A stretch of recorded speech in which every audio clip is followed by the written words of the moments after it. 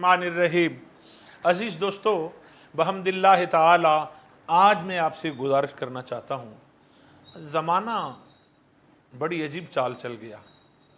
आज लोग प्रोफेशनल हो गए हैं। आज लोग ज़रूरत के लिए अपना ताल्लुक़ रखते हैं, रिश्तेदारियों को संभालते नहीं हैं। रिश्तेदारियों की तोड़ फोड़ है, गरजमंदी है, ज़रूरत है, बस अपने काम तक रिश्तेदारी है। काम निकल गया, रिश्तेदारी कहाँ?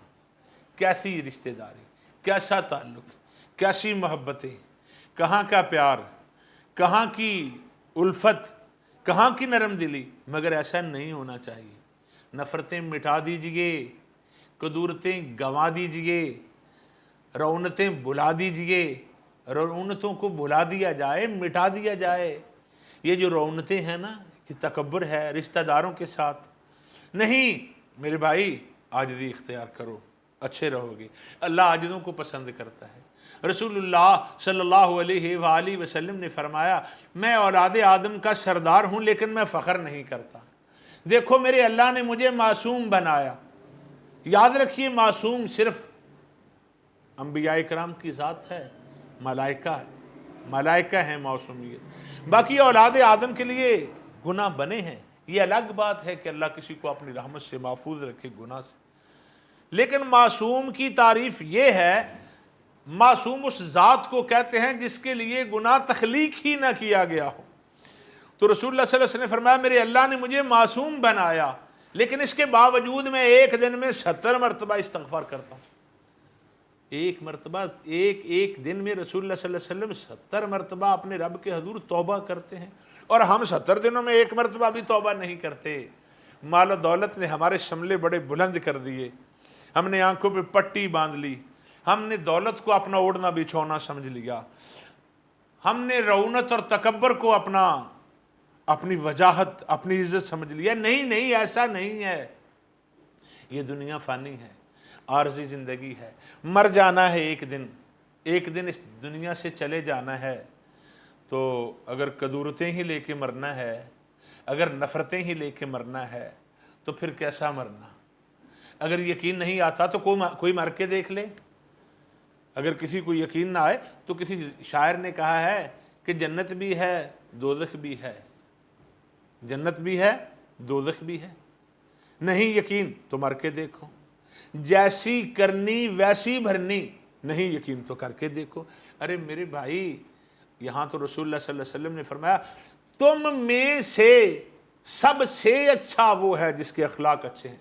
ये नहीं फरमाया जिसकी दाढ़ी लंबी है, नाफ तक दाढ़ी हो, जिसका इमामा बहुत बड़ा हो, जिसने 50 हज किए हो, जिसने 200 उम्रा किया हो, हर वक्त जो बावजू रहता हो, जिसके हाथ में तस्बीह हो, हर वक्त वो माला जप रहा हो, जो हर रोज़ कुरान के 5 सिपारे पढ़ता हो, जो 7 नमाज़ें पढ़ता हो, 5 के अलावा अव्वाबीन भी पढ़े, वो अशराक भी पढ़े, वो चाश्त भी पढ़े, इसके अलावा वो नवाफल भी पढ़े। अच्छा, ये सब कुछ करने के बावजूद अगर बंदा तुंदखू हो, बद अखलाक हो, अगर दुरुस्त ज़ुबान हो, अगर उसने चेहरे पे नफ़रतों का लिबास ओढ़ा हुआ हो, तो यकीन जानिए रब्बुल जलाल की इज़्ज़त की कसम, ना उसे हज फ़ायदा देंगे, ना उम्रे देंगे, ना नमाज़ें फ़ायदा देंगी, ना उन्हें औरादो वज़ाइफ फ़ायदा देंगे, ना रात एक टांग पर खड़े होकर नवाफल का पढ़ना फ़ायदा देगा। अच्छा कौन है? तुम सब में से अच्छा कौन है? रसूलुल्लाह सल्लल्लाहु अलैहि वसल्लम ने फरमाया, तुम सब में से अच्छा वो है जिसके अखलाक अच्छे हैं। अल्लाह की मखलूक से प्यार करो, रहम करो, मोहब्बत करो, दुख बांटो, नफरतें मिटा दो, कदूरतों को गंवा दो। देखो अल्लाह के रसूल हैं, सरापा रहमत हैं, जिनकी रहमत पे कुरान दलालत कर रहा है। फरमाया, वमा अरसलनाका इल्ला रहमतल लिल आलमीन। प्यारे रसूल सल्लल्लाहु अलैहि वसल्लम, हमने तुमको नहीं भेजा, हाँ अगर भेजा है तो तमाम जहानों की रहमत बनाकर भेजा है। और प्यारे रहीम, ये सिफत मेरी है, मैं भी रहीम हूँ और तू भी रहीम है, और मैं बनाने वाला रहीम हूँ, तू बनने वाला रहीम है। जब लोग तेरे रहमो करम को देखें तो उन्हें ये पता चल जाए कि जिसका नबी इतना रहीम करीम है, शफीक है, جو اس کے بنانے والا ہے اس کی رحمت کا عالم کیا ہوگا؟ گویا تو میری رحمت پر ایک دلالت کرتا ہے، دال ہے، تو میری رحمت کا مظہر ہے، مظہر اتم ہے میری رحمت کا۔ تجھے لوگ دیکھیں گے تو انہیں پتا چلے گا کہ اگر نبی اتنا رحیم و کریم ہے، یہ پتھر کھا کے بھی دعائیں دے رہا ہے، یہ اوجڑیاں اپنے اوپر پھینکوا کر بھی دعائیں دے رہا ہے، یہ طائف کے بازاروں میں مجروح اور زخمی ہو کر بھی دعائیں دے رہا ہے، ارے یہ کفار بد نہاد کی بدتمیزیوں کو برداشت کر کے بھی دعا دے رہا ہے۔ جب اس کی رحمت کا یہ عالم ہے تو جس نے اس کو بنایا ہے اس کے کرم کا عالم کیا ہوگا؟ اب رسول اللہ صلی اللہ علیہ وسلم اپنے دشمنوں کو معاف فرماتے ہیں، ان پہ رحم و کرم فرماتے ہیں، کافروں کے لیے چادریں بچھائی جا رہی ہیں، حاتم طائی کے بیٹے کی پیٹھ کے پیچھے تکیہ دست نبوت سے خود رکھا جا رہا ہے۔ قرآن کریم خود رسول اللہ صلی اللہ علیہ وسلم کو فرما رہا ہے۔ اللہ کریم نے ارشاد فرمایا کہ میرے سامنے قرآن کریم ہے، آپ سنیں گے تو قرآن کریم کے یہ 4 پارے میں سورہ آل عمران کی آیت مبارکہ 159 میں رب ذوالجلال فرما رہے ہیں فَبِمَا رَحْمَةٍ مِّنَ اللَّهِ لِنْتَ لَهُمْ۔ پیارے رسول صلی اللہ علیہ وسلم آپ اللہ کی رحمت سے ان کے لیے نرم دل ہو گئے ہیں۔ وَلَوْ كُنْتَ فَظًّا غَلِيظَ الْقَلْبِ، اور اگر آپ تند مزاج ہوتے اور اگر آپ سخت دل ہوتے، لَانْفَضُّوا مِنْ حَوْلِكَ، تو یہ لوگ یقیناً آپ کے آس پاس سے بکھر جاتے، یہ آپ کے پاس نہ ٹھہرتے، یہ لوگ منتشر ہو جاتے۔ اب آپ نے کیا کرنا ہے پیارے حبیب، میرے رسول آپ نے کیا کرنا ہے، اے میرے کریم نبی آپ اب کیا کریں گے؟ میرا حکم سنیے، یا اللہ فرما، رب ذوالجلال نے فرمایا فَاعْفُ عَنْهُمْ، آپ ان کو معاف فرما دیں۔ ارے رسول اللہ صلی اللہ علیہ وسلم تو پہلے ہی معاف فرمانے والے ہیں، آپ تو پہلے ہی درگزر فرمانے والے ہیں۔ رسول اللہ صلی اللہ علیہ وسلم کو تو اللہ نے بھیجا ہی سراپا رحمت بنا کے، لیکن اس کے باوجود پھر فرمایا جا رہا ہے فَاعْفُ عَنْهُمْ، پیارے رسول اپنے غلاموں کو معاف کر دیں، اپنے صحابہ کو معاف کر دیں، یہ بھی انسان ہے، اگر کسی بشری کمزوری کے حوالے سے ان سے کوئی بھول ہو جائے تو فَاعْفُ عَنْهُمْ، آپ ان سے ان کو معاف فرما دیں۔ اور ساتھ فرمایا وَاسْتَغْفِرْ لَهُمْ، پیارے رسول آپ ان کے بارے اللہ کی بارگاہ میں سے معافی بھی مانگیں، ان کی بخشش کی دعا بھی کریں، ان کے لیے استغفار کریں۔ سبحان اللہ، کیا کرم ہے، ہائے ہائے کیا مزاج ہے، کیا عظمت ہے کہ رسول کونین صلی اللہ علیہ وسلم ان کو خود معاف بھی فرماتے ہیں اور پھر اپنے رب کے حکم پر رسول اللہ صلی اللہ علیہ وسلم ان کے لیے دعائیں مغفرت بھی کرتے ہیں۔ یا اللہ میں نے تو معاف فرما دیا، اب تو بھی رحیم ہے میں بھی رحیم ہوں، مگر تو رحمان بھی ہے رحیم بھی ہے، اے اللہ تو اپنی ذات کے حوالے سے خود رحمان و رحیم ہے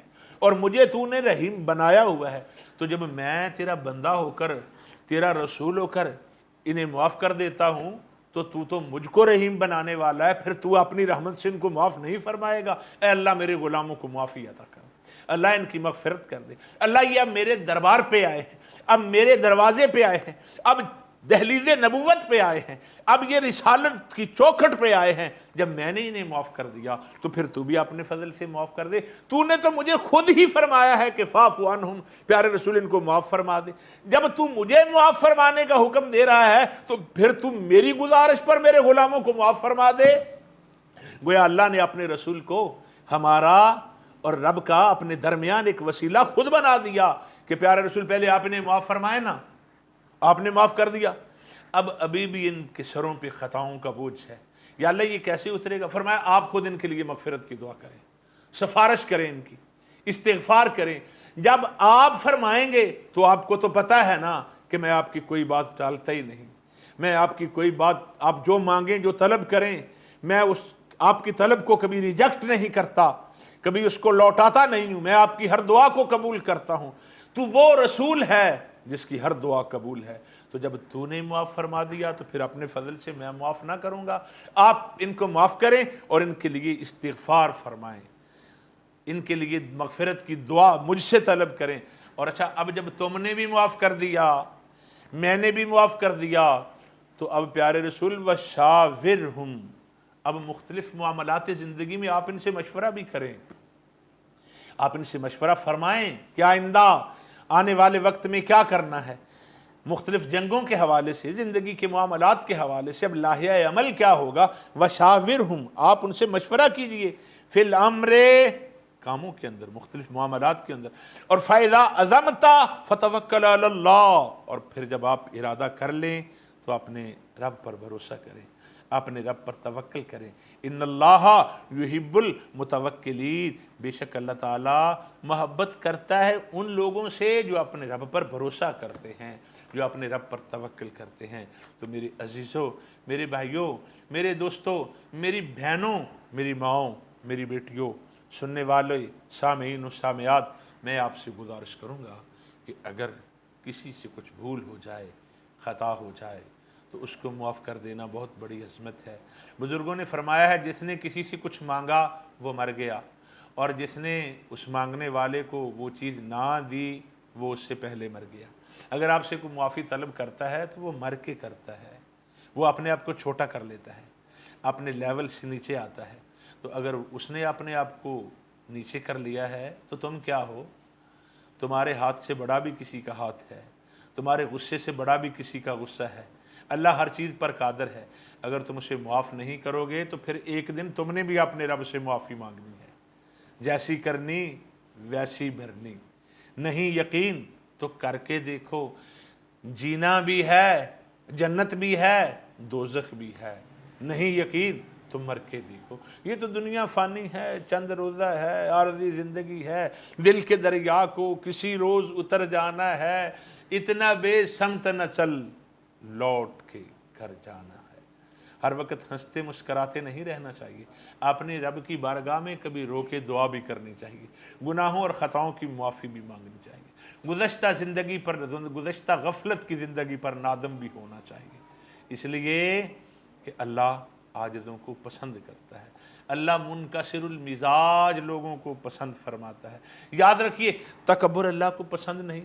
کوئی آدمی تھا امیر آدمی، تو اس نے نا شیر کی کھال خرید لی، شیر کی لائن، اسد شیر، اس کی کھال خریدی اور وہ پہن کر بازار میں اکڑ کر چلنے لگا. کسی اللہ والے نے اسے دیکھا، فرمایا بیٹے ادھر آؤ، ادھر آؤ میرا بیٹا، میری بات سنو. ہاں جی بزرگوں کیا حکم ہے؟ فرمایا میرے بیٹے یہ جس کی کھال تھی اس پر نہیں رہی تو بھلا تجھ پہ کیسے رہے گی؟ ارے یہ تو کھال شیر کی تھی نا، اس سے اتر گئی، اس کی کھال کسی نے ادھیڑ دی تو تو نے بیگانی کھال پہنی ہے، تو نے تو خرید کے پہنی، یہ تیری نہیں ہے. اترانا، ایگزیجریشن سے بازا، غلو نہ کر، تعلی نہ بول، بڑائی بیان نہ کر، اترا نہیں، تکبر نہ کر، رونت کو چھوڑ دے. یہ جس کی تھی اس کے جسم پر نہیں رہی، بھلا تیرے جسم پر کیسی رہے گی؟ رسول کونین صلی اللہ علیہ وسلم کی غلاموں، یہ ہمارے لیے سبق ہے، یہ ہمارے لیے درس ہے کہ اللہ عاجزوں کو پسند کرتا ہے. نبی کونین صلی اللہ علیہ وسلم نے فرمایا انا سید ولد آدم ولا فخر، میں ساری اولاد آدم کا سردار ہوں لیکن فخر نہیں کرتا. نبی کونین صلی اللہ علیہ وسلم کبھی زمین پر روٹی کا ٹکڑا گر پڑتا تھا تو میری اور آپ کی اماں جان اور کل کائنات کے مسلمانوں کی اماں جان، محدثہ امت سیدہ ام المومنین عتیقہ بنت عتیق، صدیقہ بنت صدیق، محبوبہ محبوب خدا حضرت سیدہ عائشہ صدیقہ رضی اللہ تعالیٰ عنہ فرماتی ہیں کہ رسول کونین صلی اللہ علیہ وسلم اس روٹی کے ٹکڑے کو پکڑ کر پھونک مار کر اس کو کھا لیا کرتے تھے. تو سیدہ عائشہ صدیقہ رضی اللہ تعالیٰ عنہ نے عرض کرنا، اللہ کے رسول زمین پر گرا تھا، فرمایا عائشہ یہ اللہ کا رزق ہے، جب یہ ایک بار روٹ کر چلا جائے تو پھر دوبارہ نہیں آتا. اور آپ ایک گھٹنا مبارک نیچے بچھا کر اس پر بیٹھ کر اور دایاں اپنا گھٹنا مبارک جو ہے وہ کھڑا کر کے رسول کونین صلی اللہ علیہ وسلم اپنے مبارک و مقدس جوتے اتار کر زمین پر بیٹھ کر کھانا کھا لیا کرتے تھے. سیدہ عائشہ صدیقہ رضی اللہ تعالی عنہا یا دوسری زوجہ مبارکہ نے کبھی عرض کرنا کہ اللہ کے رسول آپ چارپائی پر تشریف رکھیں، اوپر بیٹھ جائیں، تو آپ نے مسکرا کے فرمایا عائشہ غلام ایسے ہی کھاتے ہیں، بندے ایسے ہی کھاتے ہیں، میں اپنے رب کا بندہ ہوں، میں اپنے رب کا غلام ہوں. کبھی زندگی بھر تکبر نہیں آیا. میرے آقا میرے مولا دی صورت کیسی ہوئے گی، پنجابی زبان کا شاعر بولا، اس نے کہا میرے آقا میرے مولا دی صورت کیسی ہوئے گی، جو دشمن داوے دشمن نہیں محبت کیسی ہوئے گی. جواں دی ان چھنی روٹی تے دو ویلے گزارا سی، وہ شہنشاہ دا جے اے حال حکومت کیسی ہوئے گی. آج تو شہنشاہوں کی اپنی تجوریاں نہیں بھرتی, اپنی تنخواہ 7 لاکھ ہے, 10 لاکھ ہے, اور رعایا کے ملازمین کی تنخواہ انہیں کہتے ہیں 18,000 20,000 پہ گزارا کر لو. ملازم جو رات کو ٹوٹی سائیکل پر دمے کی بیماری لے کر, پرانے کھیس میں ملبوس ہو کر, ٹوٹی ہوئی سائیکل پہ بیٹھ کر 4 میل کا سفر کر کے سردی کی راتوں میں گرجتے بادل اور برستی بارش میں جو مل میں جا کے ڈیوٹی کرتا ہے, اس کی تنخواہ تو 18,000 ہے, 20,000 ہے, 15,000 ہے, 25,000 ہے. گیٹ کے آگے اسے کھڑا ہو کر انتظار بھی کرنا پڑتا ہے, اور اگر وہ آدھا گھنٹہ لیٹ ہو جائے تو اسے ڈیوٹی بھی نہیں کرنے دی جاتی, اس کو نکال دیا جاتا ہے کہ تیرا وقت ختم ہو گیا. تو شہنشاہ کے کتے شہد کھائیں, شہنشاہ جو ہے وہ عیاشیاں کریں, تو پھر حکومتیں کیسی چلیں گی؟ میرے اور آپ کے آقا حضرت علی رضی اللہ تعالیٰ عنہ نے فرمایا کفر سے حکومتیں چل سکتی ہیں, ظلم سے نہیں چلتی. آج کے جو حکمران ہیں اگر وہ ظلم سے باز آ جائیں تو ہمارے تمام اسلامی ممالک جو ہیں وہ جنت کا نظارہ پیش کر سکتے ہیں. ادھر کیا حال ہے کہ رسول کونین صلی اللہ علیہ وسلم رات کو بھوکے رہتے ہیں, اصحاب صفہ کو کھانا ضرور عطا کیا جاتا ہے, خود فاقہ کشی ہوتی ہے, 3 دن تک صحن رسالت میں چولہا نہیں جلا کرتا تھا, اور ایک ہم ہیں کہ ہمارے آگے 8 10 15 20 قسم کے کھانے ہوتے ہیں, پھر بھی ہم غریبوں کا خیال نہیں کرتے. رسول کونین صلی اللہ علیہ وسلم نے فرمایا مجھے قسم ہے اس ذات کی جس کے دست قدرت میں محمد کی جان ہے, تم میں سے کوئی بندہ اس وقت تک مومن کامل نہیں ہو سکتا جو خود تو پیٹ بھر کے کھائے اور اس کا پڑوسی بھوکا سو جائے. اب ہم کتنے پڑوسیوں کا خیال رکھتے ہیں؟ ہم تبھی رکھیں گے جب ہمارے اندر انکساری ہوگی, عاجزی ہوگی, دلوں کے اندر نرمی ہوگی, لطافت ہوگی, ہمارے پاس رونے والی آنکھ ہوگی, ہمارے پاس رقت آمیز مناظر ہوں گے ہمارے دل کے, ہمارے پاس راتوں کو اٹھ کے رونا جو ہے وہ اللہ ہمیں عطا فرمائے گا. کسی کا درد ہوگا ہمارے سینے میں تو پھر ہی پڑوسیوں سے پوچھیں گے. لیکن اگر ہم نے تکبر و نخوت کا نقاب اوڑھا ہوا ہے تو پھر ہم کسی کتے کو بھی کھانا نہیں ڈالیں گے, انسان تو دور کی بات. رسول کونین صلی اللہ علیہ وآلہ وسلم کے غلاموں, یہ ہمارے لیے لمحہ فکریہ ہے. کرو مہربانی تم اہل زمین پر, خدا ہوگا خوش تم سے عرش بری پر. اللہ کی حضور دعا ہے اللہ ہمیں اپنے پیارے نبی صلی اللہ علیہ وآلہ وسلم کی سنت مطہرہ پر عمل کرنے کی توفیق عطا فرمائے, عاجزی و انکساری عطا فرما کر ہمیں رعونت اور تکبر کی لعنت سے محفوظ و مامون فرمائے. آمین. ھذا وباللہ التوفیق.